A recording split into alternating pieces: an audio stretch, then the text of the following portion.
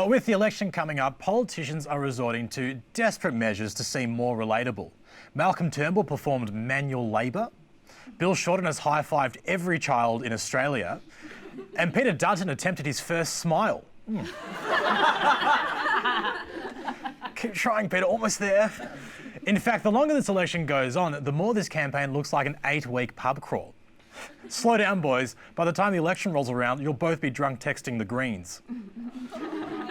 Of the two, Bill seems to be more relatable. He chooses his language carefully to reach very niche demographics. Labor today seizing on the government's backtrack on the so-called backpacker tax. The budget was barely 2 weeks ago and the bits and pieces and the wheels are falling off it. What a schmozzle. Yes, schmozzle, appealing to the crucial Yiddish-speaking backpacker demographic. Only a matter of time before Bill grows out a beard, pops on a yarmulke and goes, "Oh, Turnbull, what a schmuck. Oy vey, backpackers, they're all stooped. It's terrible." But maybe for Bill, he's becoming a bit too relatable. Leaders are starting to get personal, but not as personal as one voter who collared Bill Shorten today. Who says there's not a lot of love in politics. Now, come on, give us a kiss and a cuddle for the camera. Come on, a proper kiss. Look at the surprise on Bill's face when he finds out someone likes him. Amazing. This election, politicians are using social media more than ever to relate to younger voters. In the past, the only way a politician could get in touch with youth was by kissing a baby. "Why do you smell like onions?" But now that politicians are on social media, they can reach us any time we open our phones. I never thought I'd say this, but I wish I was with Vodafone. Of course, using social media to appear more human to younger voters doesn't always work. During his 2013 campaign, Kevin Rudd uploaded this photo to Instagram after he cut himself shaving, which actually did humanise Rudd, because until that point, many of us did not know that he could bleed. But his creepy explanation of the photo didn't help at all. I must ask, yesterday you sent out a picture of yourself with a Norman Gunston-style shaving cut. Why did you do it? You ever cut yourself when you've been shaving? Good, okay, well I'm a human, I shave and from time to time it bleeds. And I was also about to walk out the door and do a press conference, so you could either have a spontaneous combustion. Yeah, Rudd was human just like all of us. At any moment, he was at risk of bursting into flames. In this election, politicians are using newer social media platforms like Snapchat, Instagram and Twitter more than ever. This week, Malcolm Turnbull signed up to Snapchat and promptly released his first dick pic. So it's only a matter of time before you stumble across his Tinder profile.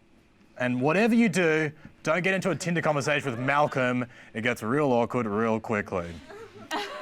Our Prime Minister loves social media. Earlier tonight, he and Bill Shorten participated in a debate over Facebook. Like their first debate, it wasn't that exciting, but luckily Facebook created a bored, shitless reaction so viewers could accurately express themselves. The reason why Malcolm loves social media is because it allows him to prove that just like the common man, he has a personality. In fact, he has two personalities. His private personality and his public personality, which he has negatively geared to offset against the smugness of the private one. To prove that he's no different to the common man, Malcolm has been posting selfies on public transport. Yeah, because that's how we all ride public transport, with a smile. Malcolm, if you want to relate to the masses, you should have posted this photo. That's how we ride public transport. Hating every second of it and praying to God that smell is not what we think it is. According to Malcolm's Twitter page, he's just a true blue Aussie bloke. Look how much he knows about AFL. There's nothing more mainstream, nothing more Australian than Australian football. It is, after all, the Australian football code, uniquely Australian.